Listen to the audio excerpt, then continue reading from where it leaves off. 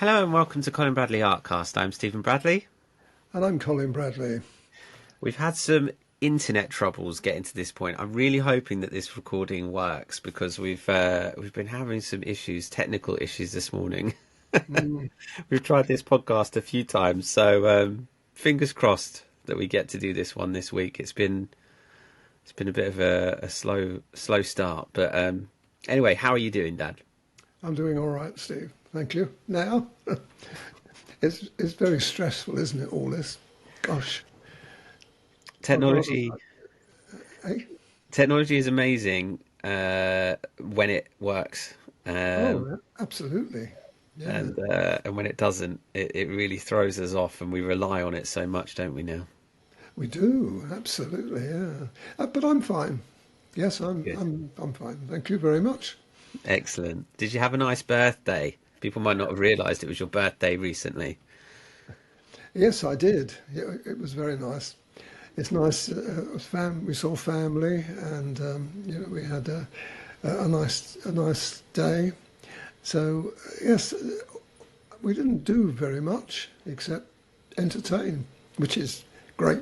And no, no, and I I try not to think about how old I am, and that that can put you off a bit, because generally speaking, I'm think I'm doing very well, and I think that to be fair, the fact that we're still working and I'm still producing the artwork and the picture we're going to be today is one of the best I've ever done to just prepare the way for people, and I'm chuffed that I can still do that, and will carry on hopefully in the foreseeable future.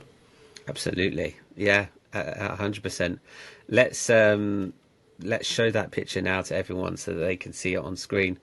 And it's something so different. I don't think I've seen you do something quite like this. You did a picture of a window recently, maybe a couple of months ago, with some sheer fabric sort of blowing in the That's right. breeze That's through a right. window. I think that was through a window. And so where do we start with a picture like this, Dad? It's amazing. What captivated you with it? Well, what I was looking for, and have been for quite some time, is a setting that is representative of the old masters. You see this kind of thing in all the galleries, and it's very hard to pose something like that. And I admire the person who took the photograph, because it's a fairly modern photograph, but it's got that old feel to it. And when I spotted it, I thought, gosh, that's nice. I've held on to it for a while. I was in two minds whether I should do it or not. And but in the end, I thought, yeah, let's give this a go. Because, like I've said before, if it didn't work out, no one would see it. But I was quite confident that it would. But I've had made some alterations to it. When people see the original photograph, you'll see that it's much better than the original photograph. And when you're taking a photograph, you just have to do what you see. You can't do and fiddle around like we do when you're doing artistic work. But I put all the ingredients in that I wanted to put in. The only thing I did put in and was hesitant with is on the bottom left side of the picture where you've got all that the branches and the plant that's there. I was a bit hesitant with that. I thought, is that going to spoil it? But when I'd finished, obviously that was the last thing I did. When I got to the end, I thought, it's going to spoil it if I don't put it in. So I had to do it in the end. But that was something that I was conscious of all the way through the picture. So did you add that on? You added those branches and leaves on top of the pink. Hmm. So Yes, so that yes, tell us about that area whilst you bring it up. you have to do it that way because I probably would have had a problem if I'd been using Ingres. But Pastelmat allows you to do that. And what I did, I knew that I was going to have to put a dark colour. I mean, the original photograph had that on it. Not quite as it shows there. It's a little bit more wispy it was, but I made it a little bit more simplistic. You wouldn't think that when you look at that, would you? But I knew that what I could do, but what I was struggling with when I decided to do it is what colour to use. I couldn't, when you're doing a picture like that, you've got one colour you can use and that's it. You can add colours to that, but you've got only one colour. In other words, you can't build it up. You can't put the first colour on, then another colour on and build the colour up. You can't do that. As people know, I mean, go back to the girl with the umbrella and the tree on the right-hand side. So I had plenty of practice at being able to do something like that. But of course, the concern is you can't get it wrong. When you're starting working with a nice sharp pencil and you start putting all those branches and leaves in, you can't get it wrong. If you go wrong, you can't rub it out. If you rub it out, you rub everything out. So that's where the anxiety starts to creep in, you think. But you can't allow that to happen. You've just got to say, no, I'm going for it. But I think it's a question really of experience. I've had experience doing it. But coming back to the pencil, what pencil do you use on something like that? You've got a lot of pink, you've got a lot of grey, you've got that kind of tonal value. So you couldn't put, for instance, a very dark green in, it wouldn't work. So I opted in the end for 175 in Faber. And that did the trick. It was fantastic. So it's all thanks to that. And then I added, what did I add? I think it was 168 and 172 in the green colours because I had to keep it on the, it was 174. Beg your pardon, 175 to start with. 174 added a little bit of green because 174 was more a grey green rather than a very green green, you know. And then 172 is again a grey green, lighter, and they're the only colours I use for that. But it came out really well. Very, very, very well, I think. There's a lot of components to this picture that have been challenges to both you and our students in the past. Firstly, material, and especially flowy material. Folds in fabric has been something that's cropped up a lot over the years. This feels like an absolute learning curve doing something like this because there's so many folds and shadows, and it feels like getting that right is going to be tricky for people. How did you find it? No problem at all. I've done it many, many, many times, Steve, and it didn't daunt me at all. That in fact, I would say that I'm looking for more, though, because I really enjoy doing that. When you enjoy doing something, it comes out on the picture, you know. The actual photograph was darker than I've made it. I've lightened it up, which I think is nice to do. It a little bit more pleasing to the eye instead of too much heavy shadow. So, but I think it was just about right. Is it going to be challenging for our students to do that? Definitely. It's an advanced picture, and people have got to accept the fact that it's an advanced picture. But the reason I do these pictures now is because our students are getting clever. They're cleverer and cleverer and cleverer. And they never cease to amaze me when they tackle things and think, wow, that's it doesn't really matter, you see, if it doesn't come off perfect, because it's experience that they've got of being able to tackle something like that. They couldn't do it if it wasn't actually copying or seeing me do it first. You couldn't do this. You couldn't put this in a book, for instance, and say this is how you do it, because people have got to know how you produce those effects. But no, it wasn't a problem at all there. I loved I love portrait work anyway, and this was a good one to try because you've got an angle, you've got the head is at an angle, so you've got all those things to consider, and you've got the hands, which again are always tricky, especially in a situation like that. But I think if people are brave enough to have a go at it, do have a go, even if it doesn't come off quite as well as you'd like. It's experience of being able to tackle that kind of thing. But if you can do it and you can pull it off to your satisfaction, then I think you've got a lot under your belt for future use. But it is an advanced picture.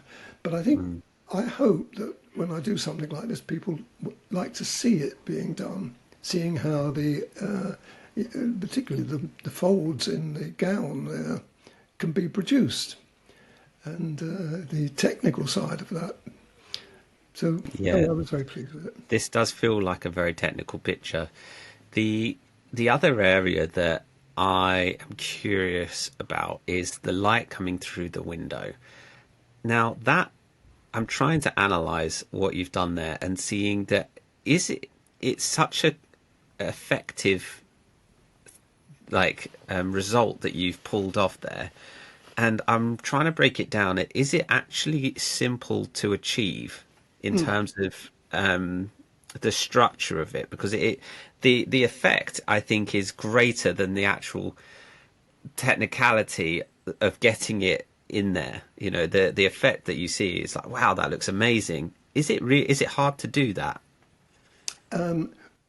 No, to be honest, it's not, because what you're looking at is contrast, dark and light, and as long as you use the right colours, which is paramount importance, because you've got a general tone. If you look at the picture, you'll see there's pinkish and greyish and mauvey tones all the way through, and so those colours have got to be adhered to. You've got to follow that through harmoniously right through the picture, adding colours that complement it. So if you look at the light, for instance, that's where you start. You put the white in and you put the grey in. Now the white and the grey is good old, I can't remember the colour number. Anyway, the white of the Faber and 230 on top of that. Those are A cool grey, not the warm grey. No. Now that's interesting, isn't it? You'd think, oh, why don't you use the warm grey? If you'd done that, it would have spoiled it. It'd become too earthy. No, it has to be that. And when you're looking at the other colours like 233, which again is a cool grey, that's also added to mainly the gown. But once you've got the light in the window, and then you put the contrast against that, the dark, very dark, what was it? 169 was the colour that I used mainly for that, to give it a cut, and then darken it with the stronger tones. 640 in Carbothello is another one that I use for that. So you get the contrast, you get the light and the dark, and that gives you that drama, if you like. But what I'm going to say to you is I wasn't completely satisfied with it when I'd finished the window and the effect around the window. I thought, there's something missing there. But I know what I do, I can go back to things when I need to. So when I was doing the fan, which is another thing I'd never done before, I used the yellow. It was the ivory to start with, and then I used 206. 106, I think it was 106 actually. I had the other colour as well, but 106, which is the Faber yellow. And I put that on top of the ivory, and that gave me the colour that I wanted. Then I thought, hey, I wonder if this would work in the window as well. So I put some of that in the window. So you've got that kind of yellowy look in the window. Interesting. So you can go back. You don't have Yeah. to. When you're not sure, don't do it. Wait until you move on, and then it'll come to you, which it did then. I've realized as well that the other area that makes that light source so effective and what you've done around the window, and I didn't see it at first, but I've just seen it, and that's the light and shadow on the hand that's holding the fan. That's right. Yes. That's what makes that so effective, because if you're looking in the window or at the window and around the window, your peripherals is picking up the light on the hand, and that's such a bright light that it's reinforcing that light source coming through, and you've actually got such a like a pretty harsh line of shadow as you would do, which makes the light seem more bright. It's such a small thing I've just seen that actually it adds to the overall effect. It's nice you pick these things up, because if you put, you've got the light and you've got the dark, but between the two, what you have to do is give just a fraction of half and half. In other words, you use the colour shaper there to blend that colour so it doesn't become sharp. If it was a sharp, it wouldn't work at all. It's got to be a soft light, and that's how that was done. Again, I show it all on the video when people see it. But Right. you picked it up well, because that is critically important that you do that. Otherwise, it would be too hard, too If you harsh. if you didn't have that, if that didn't work, it would ruin the light source coming through because it wouldn't emphasize the bright light. And you've got it on the face, obviously, as well, and you've got it on the top of the other hand that is Yes, that's right. I as was going to mention that, but as you picked well. that up. Yeah, all of these things, and the fact that there's light on the fabric and the top of the knee and things like that around there. There's lots of these other things that reinforce that light coming through, because it's the way that the shadow's being cast on the bars in the window, it feels almost like that's the sunbeams coming through, but actually you can't draw the light that's coming through the window. You have to emphasize the light coming through the window on the subject. And so yeah, by picking out these things, the hand, the face, the fabric, it's only when you really analyze it you can see how technical this picture is. And I can just imagine people just learning so much when they do this picture.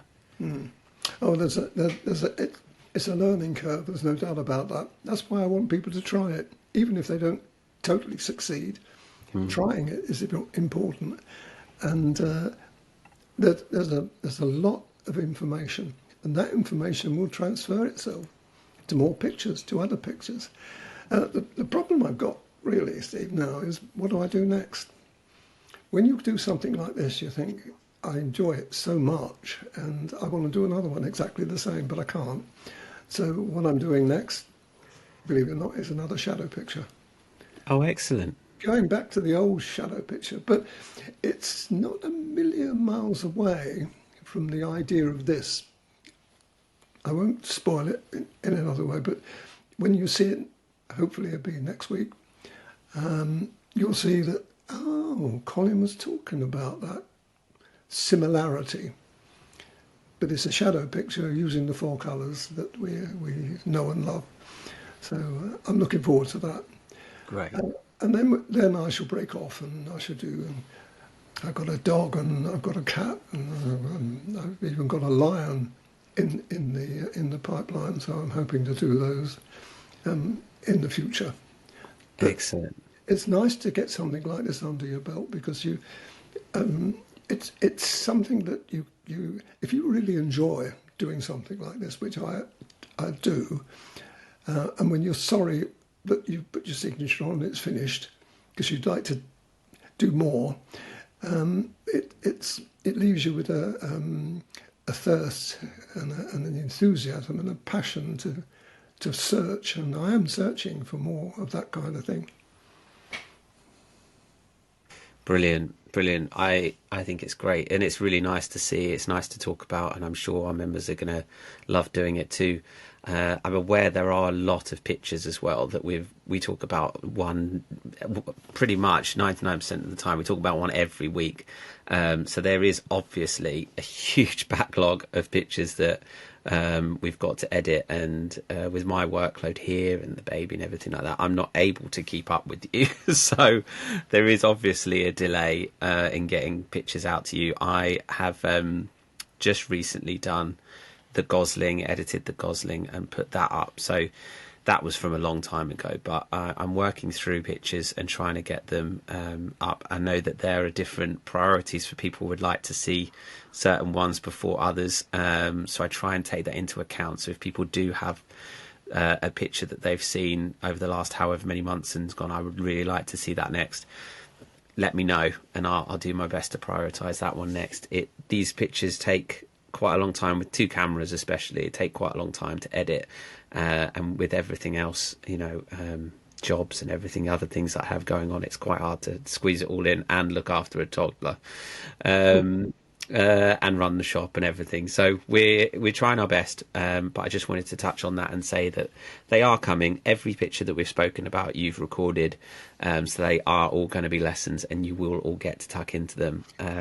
The other thing, Steve, I would point out, although people may not want to hear it, is that there's only a limited time left. I've got, not necessarily, I'm going to peg out, but I'm mindful that as time goes on, I may not be able to complete pictures at the rate I've been doing them, or I may not be able to do them as well. So my consideration really, and for you and the members, is to go a bank of pictures that will carry on and on and on, and you'll be able to, dig into that as needed. So if I did happen to, if something happened and I couldn't use my hands, well, we've still got pictures that we can draw upon. So Absolutely. That's one of my aims really, is to give you a bank of pictures that you can draw upon if need be. We are building up such a catalogue of art, and as you say, Dad, you're trying your best to pick things that are really going to stretch our students. When you consider how straightforward the early pictures are, the 6 pencils and everything, very few pencils, and working your way up to something like this is so much. If you did all of our pictures, you would be very, very good. They already are, Steve. As I said before, the pictures that are coming out now, and people are doing their own pictures as well, using my techniques. It's got so big, and so I'm just grateful really that people have continued to copy ideas and then to put them into use on their own pictures. It's wonderful. Absolutely. Excellent stuff. Okay, well, we will be back next week talking about your next picture. And for now, we will leave it there for this week. So thank you, everyone, for watching and for listening. We were able to record this podcast. Hooray! Good. No problems. So that's it. I'm Stephen Bradley. And I'm Colin Bradley. Enjoy your week.